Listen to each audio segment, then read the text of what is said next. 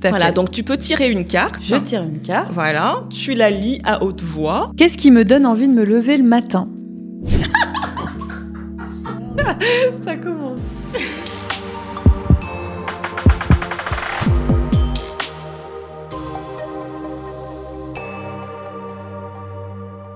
Bonjour et bienvenue sur Pulse RH, au cœur des soft skills, le podcast où nous explorons les compétences qui font la différence dans le monde professionnel et personnel.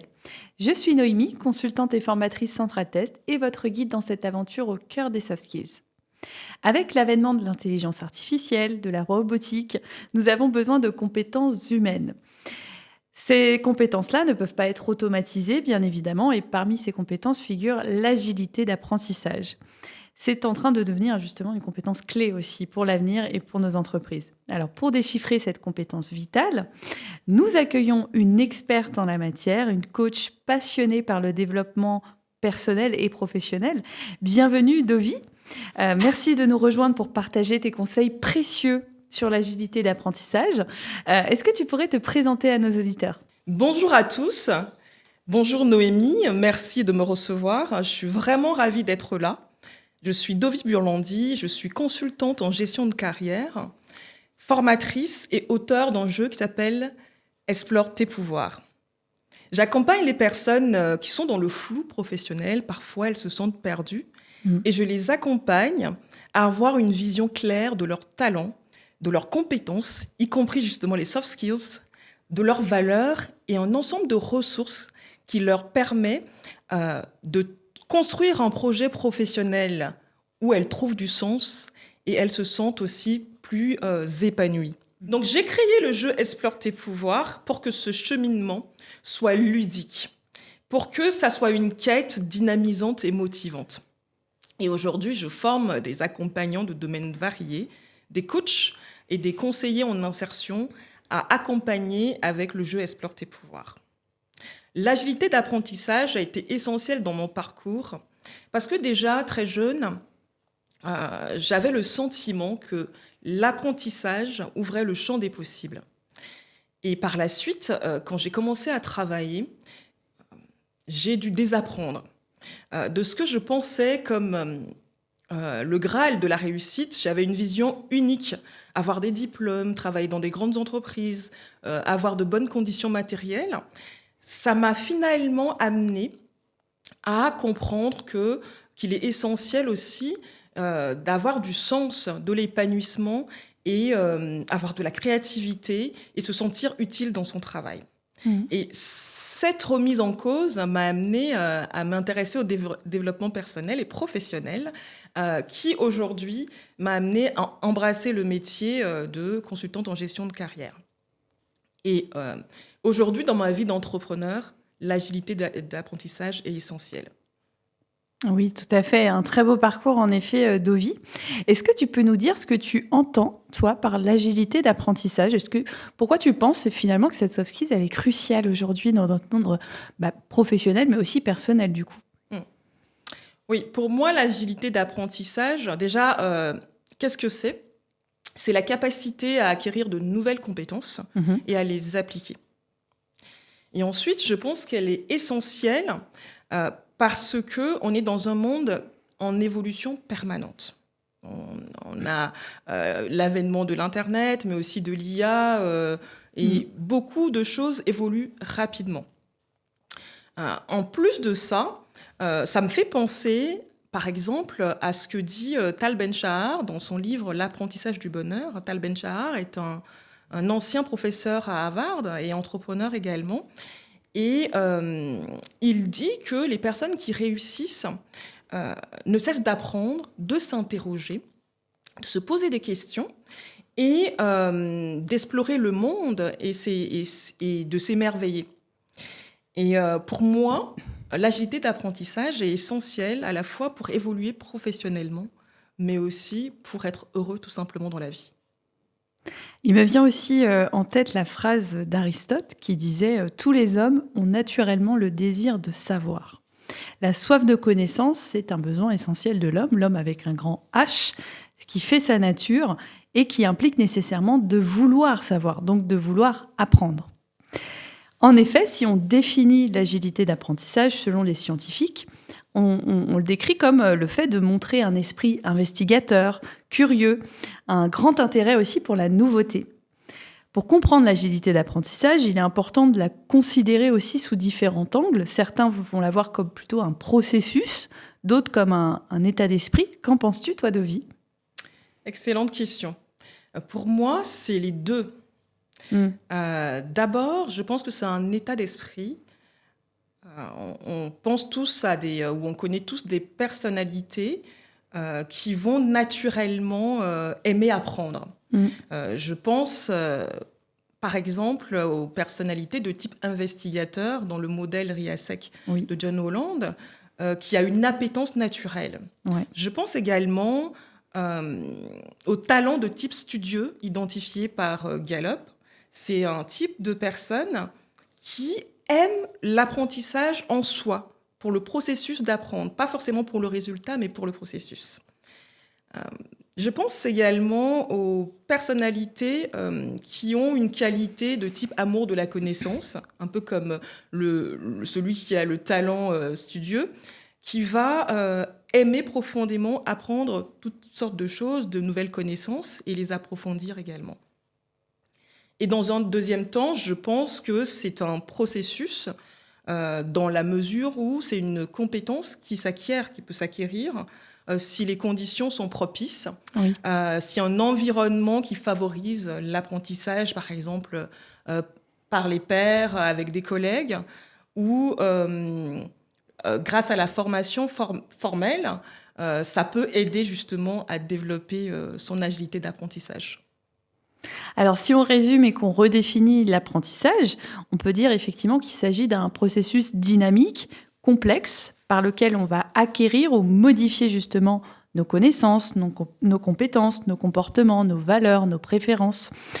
C'est un processus qui peut être conscient ou inconscient et qui va se dérouler tout au long de notre vie.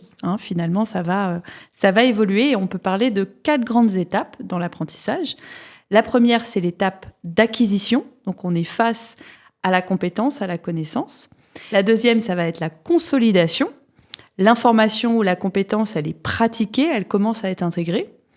La troisième, c'est l'application, où là, on va appliquer justement la nouvelle connaissance, la nouvelle compétence dans des situations variées, ce qui va renforcer l'apprentissage. Et enfin, on va avoir l'étape de la réflexion, où là, l'apprenant va réfléchir sur son apprentissage, ce qui peut mener à une compréhension plus profonde, à une consolidation aussi de cet apprentissage-là. Oui, je confirme. Effectivement, pour moi, l'apprentissage est un processus itératif. Et je mettrai l'accent sur le fait que c'est des choses qui se développent vraiment tout au long de la vie.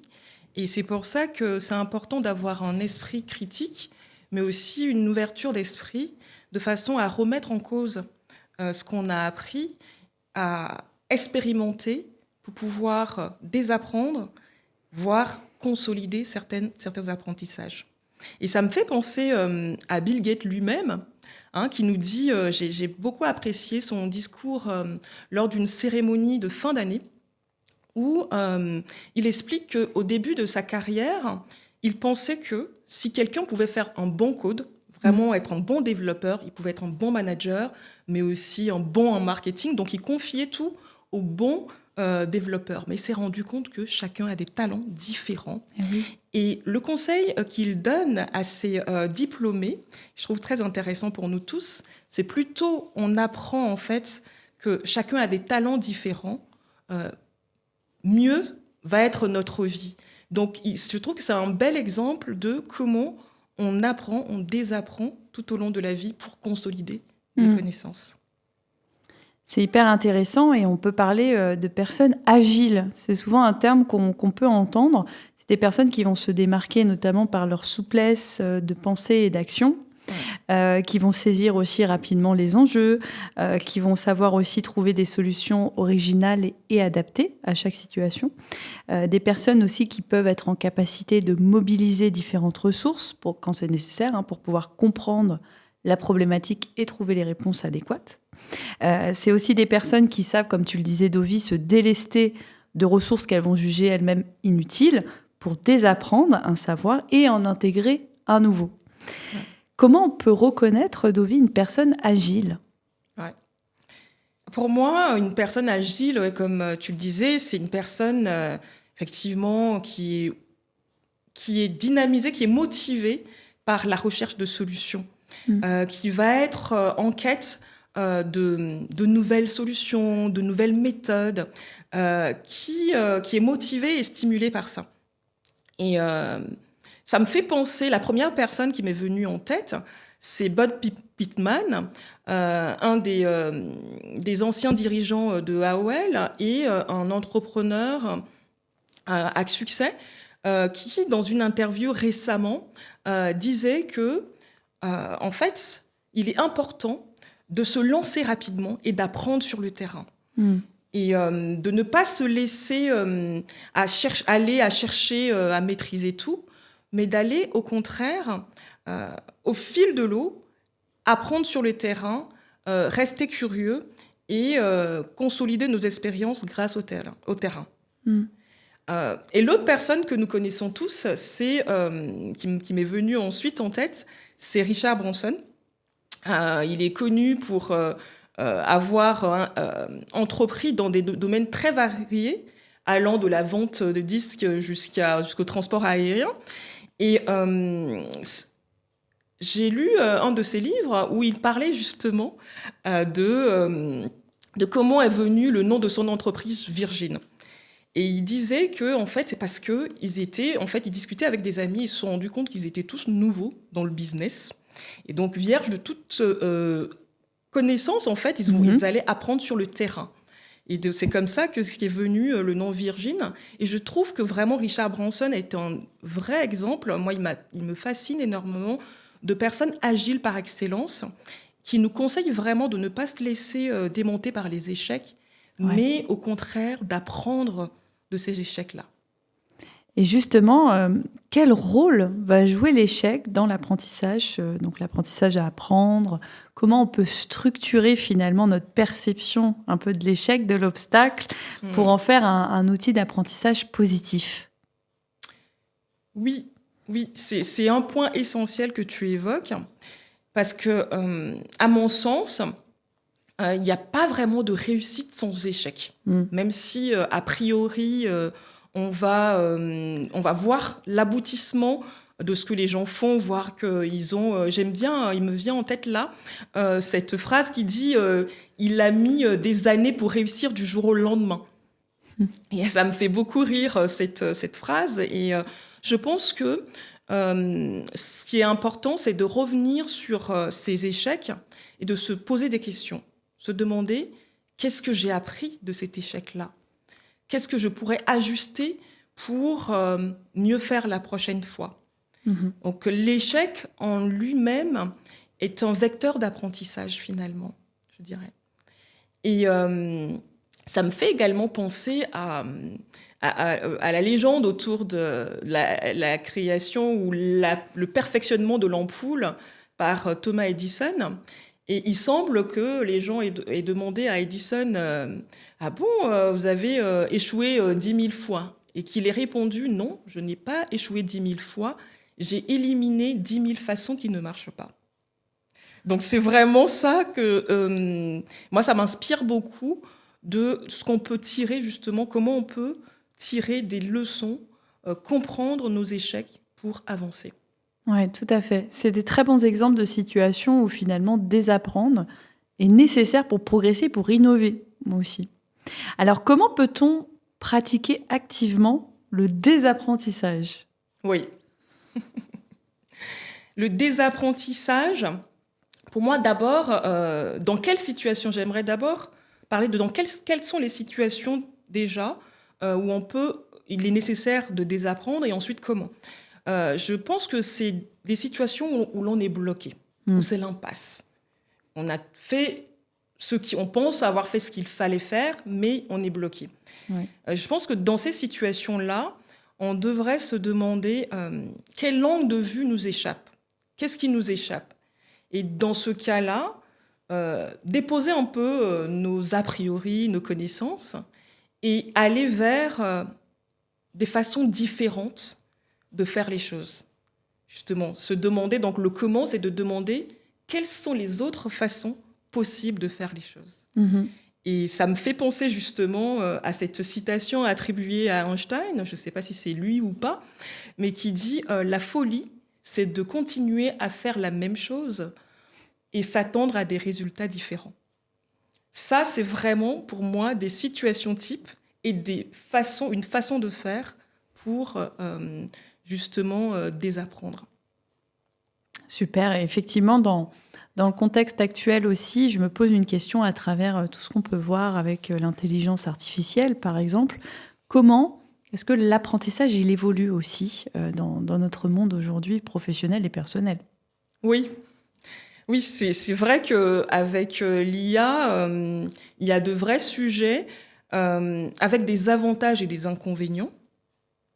La première chose à laquelle je pense, c'est comme Internet, l'IA vient accélérer l'acquisition de connaissances. En quelques requêtes, on obtient des informations centralisées. Oui. Donc, c'est plutôt bénéfique. Et en plus, l'expérience peut être personnalisée en fonction de l'utilisateur. Et du coup, ça peut favoriser justement l'acquisition de connaissances. Mais en même temps, il est essentiel d'être prudent par rapport aux données qu'on obtient. Il est important de pouvoir avoir un esprit critique, de pouvoir s'assurer de leur justesse. Oui. Voilà. Donc oui, l'IA a ses avantages, mais il est essentiel d'avoir un esprit critique et de savoir apprendre à l'utiliser correctement. Donc toi, tu dirais que ces outils, c'est plutôt une aide ou plutôt un frein ? Je dirais, de ce que j'ai pu expérimenter jusque-là, c'est plutôt une aide.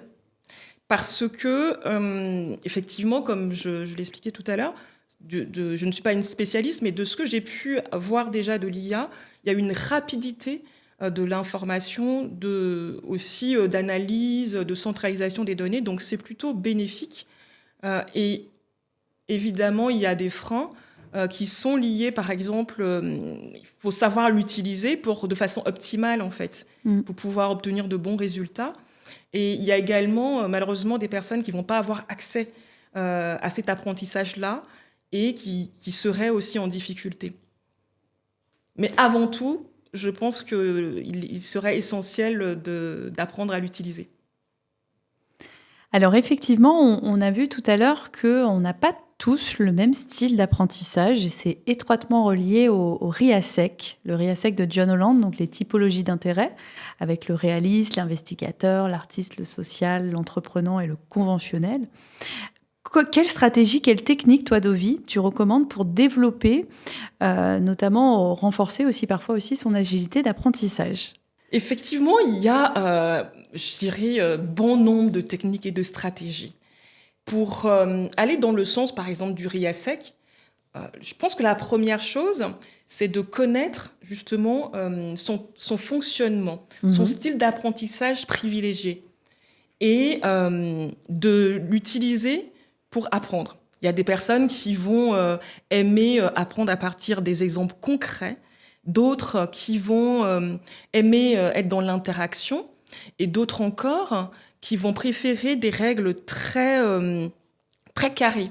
Donc, c'est très, très important de savoir, et il y a bien sûr d'autres techniques, mais c'est très important de mixer plusieurs stratégies, plusieurs techniques, de les tester pour voir lesquelles nous correspondent. Et en plus de ça, il y a des stratégies qui aident. Par exemple, l'apprentissage délibéré. Moi, c'est une stratégie que je recommande parce qu'elle permet de planifier vraiment son apprentissage au service d'un objectif et de s'entraîner régulièrement. Et en plus de ça, moi, je l'utilise souvent quand j'ai quelque chose de créatif à faire. Par exemple, quand j'ai écrit mon livre, je me suis vraiment servi de cette stratégie d'apprentissage délibéré. Et également, pour créer le jeu Explore tes pouvoirs, je m'en suis vraiment servi. L'autre technique, c'est l'apprentissage grâce au pairs. Par exemple, se retrouver Je ne sais pas si vous avez eu l'occasion de faire ça, les auditeurs ou Noémie. Quand j'étais à la fac, j'aimais retrouver d'autres camarades dans une bibliothèque et c'était vraiment encourageant de travailler ensemble. Donc l'apprentissage en groupe crée l'émulation. Donc je pense que c'est vraiment important d'utiliser cette stratégie-là où on attend quelqu'un, on se donne rendez-vous pour travailler ensemble. Une autre stratégie que moi j'ai expérimentée, je partage vraiment des stratégies pratico-pratiques que j'ai pu expérimenter, c'est ça l'idée, c'est l'apprentissage dans l'expérience, c'est-à-dire dans la vie professionnelle, dans les tâches qu'on réalise. Il y a des jours où on ne sait pas, on n'a pas toutes les informations, donc c'est d'aller chercher les informations, d'aller chercher les compétences à obtenir tout en faisant une tâche. Et il y a un exemple de personnes, je trouve, qui utilisent cette stratégie que j'aimerais partager, c'est Platon Antonio. C'est un photographe célèbre, reconnu, qui a photographié différents présidents au monde, des personnalités connues, et également des moines ou des victimes de guerre. Et ce photographe, j'ai été vraiment surprise par son explication, parce qu'il dit qu'avant de prendre une photo, il ne se demande pas comment il va prendre une belle photo, mais qu'est-ce qu'il va apprendre de la personne. À chaque fois qu'il fait une photo, il se demande qu'est-ce qu'il va apprendre de la personne, parce qu'il considère que la condition humaine et les difficultés sont partagées par tout le monde, que l'on soit président ou salarié ou entrepreneur, et on rencontre les mêmes difficultés. Donc, arriver à comprendre comment les autres arrivent à résoudre leurs problèmes peut nous aider dans notre vie également. Donc ça m'a beaucoup inspirée et c'est l'un des conseils que je recommande le plus. Apprenez du quotidien pour pouvoir justement développer votre agilité. En plus, c'est facile et à portée de main. Merci Dovi. Effectivement, on peut aussi apprendre par le jeu. Et tu as d'ailleurs ramené le tien, Explore tes pouvoirs, dont tu vas nous parler. C'est vrai qu'aujourd'hui, c'est de plus en plus répandu, la gamification, les serious games, les jeux de cartes. Donc, quels sont les avantages pour toi de ce format, Dovi ? Ah oui, moi, je ne peux que recommander l'apprentissage par le jeu. Pour moi, le jeu facilite les choses, apporte plus de plaisir et crée l'émulation. Le jeu facilite également l'exploration, l'expression, l'imagination, la collaboration. Beaucoup de bénéfices en fait au jeu. On apprend tout en n'ayant le sentiment que on s'amuse en fait. Et pour moi, c'est vraiment ça qu'apporte le jeu. Et c'est pour ça que dans la quête d'épanouissement professionnel, j'ai eu l'idée de créer justement Explore tes pouvoirs. Alors, Explore tes pouvoirs, qu'est-ce que c'est ? Donc, c'est un outil ludique qui aide à révéler les atouts d'une personne au service de sa vie professionnelle. Donc, il y a les talents, on peut explorer les talents de la personne, ses savoir-faire, ses valeurs, ses sources d'inspiration et ses sources de détente également. Et en fait, l'idée, c'est d'allier une partie réflexion à la partie action. On découvre ses forces et on agit tout de suite. Waouh ! On peut essayer, Dovi ? Bien sûr, on peut essayer. Donc là, ce que je te présente, c'est... donc tu peux explorer, comme je le disais tout à l'heure, donc soit les savoir-faire, les talents, les sources d'inspiration, les sources de détente et les valeurs. Et quand on en parlait tout à l'heure, tu as souhaité explorer les valeurs. Tout à fait. Voilà, donc tu peux tirer une carte. Je tire une carte. Voilà, tu la lis à haute voix. Qu'est-ce qui me donne envie de me lever le matin ? Très bonne question, que j'adore aussi poser dans mes formations, quand on aborde notamment le test d'intérêt. Ce qui me donne envie de me lever le matin, moi, c'est de retrouver mes collègues, pouvoir interagir, discuter, partager, échanger, passer des bons moments, même informels. Être entouré. Ouais. Voilà. Donc ça, typiquement, c'est un point important, donc une valeur importante pour toi à intégrer dans ton travail. Si on allait au bout du jeu, bon, il y a une carte trophée que tu gagnes qui te permet d'inscrire ça et de te dire aussi quels sont les moments justement dans ta journée de travail où tu es dans l'interaction, de prédéfinir ces moments-là de façon justement que ça soit intégré dans tes journées de travail. Parce que c'est ça qui te dynamise, c'est ça qui te donne envie, justement, comme tu le dis, de te lever le matin. Oui, tout à fait. Et Voilà. c'est bien de pouvoir conscientiser aussi certaines choses dont on n'a pas toujours conscience, en effet, sans avoir cet échange, cet accompagnement. Exactement. Et là, on a fait justement un cours démonstration. C'est qu'une partie. Voilà, l'idée, c'est vraiment d'aller chercher des expériences dans lesquelles on a déjà exploré cette valeur de façon à ce que on les utilise par la suite également. Merci Dovi. Est-ce que tu peux nous partager aussi une expérience où l'agilité d'apprentissage a été réellement un rôle clé pour répondre à un défi complexe, à t'adapter à un changement aussi? Est-ce que tu as un exemple à nous partager? Oui, alors ça me fait sourire parce que, en fait, quand je réfléchis à cette question, je me suis demandé est-ce que c'est pas une expérience de parent, en fait, les défis complexes, est-ce que c'est pas une expérience de parent ou est-ce que c'est une expérience d'entrepreneur? Et je me suis dit finalement, effectivement, aujourd'hui, c'est l'expérience d'entrepreneur qui est très complexe parce que ça va en tant qu'entrepreneur, on va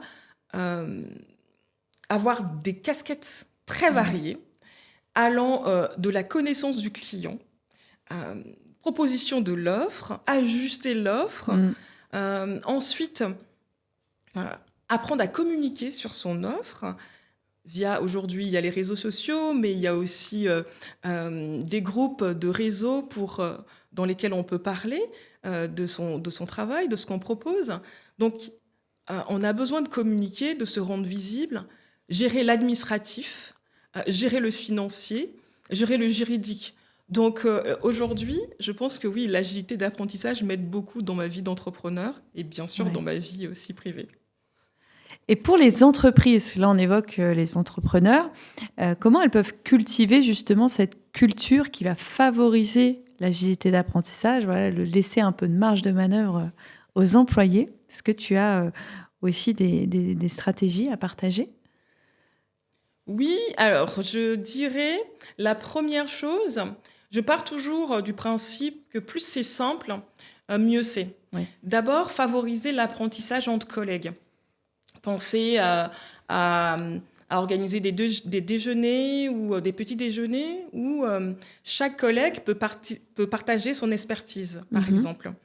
Il y a aussi l'apprentissage en diffusant des méthodes, des techniques d'apprentissage. Tout à l'heure, on avait parlé, par exemple, de connaître son style d'apprentissage et de l'utiliser, justement en diffusant des méthodes et des techniques qui peuvent aider les collaborateurs. Je pense que c'est une très, très bonne chose.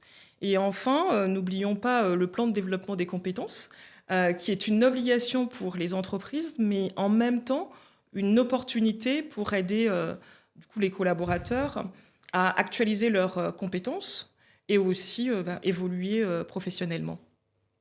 Merci beaucoup, Dovi. On arrive à la fin de cet épisode. Vous avez maintenant plein de conseils pour transformer l'apprentissage en super pouvoir. Dovi, est-ce que tu as un petit mot pour la fin à transmettre à nos auditeurs ? Oui, avec plaisir. Je dirais, n'attendez pas de vous ennuyer dans vos postes pour développer votre agilité d'apprentissage. Dans un premier temps, prenez le temps de mieux vous connaître, de comprendre vos talents et définir vos aspirations professionnelles. Et ensuite, définissez en conséquence vos perspectives, vos objectifs d'évolution, de façon à donner un cap motivant à votre vie professionnelle et également à anticiper comment vous souhaitez évoluer professionnellement.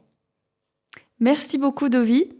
Nous clôturons maintenant notre voyage au cœur des soft skills en vous laissant quelques questions à méditer. Dans notre prochain épisode de Pulse RH au cœur des soft skills, nous nous aventurons dans le domaine de la communication. Comment communiquer efficacement dans un environnement professionnel en constante évolution? Êtes-vous prêt à changer votre manière de communiquer? Restez avec nous pour découvrir des stratégies, des histoires, des conseils qui feront de vous un maître communicateur, on l'espère. Pour ne perdre aucun épisode, rejoignez-nous sur nos réseaux sociaux et abonnez-vous à notre chaîne YouTube. Merci beaucoup et à très bientôt.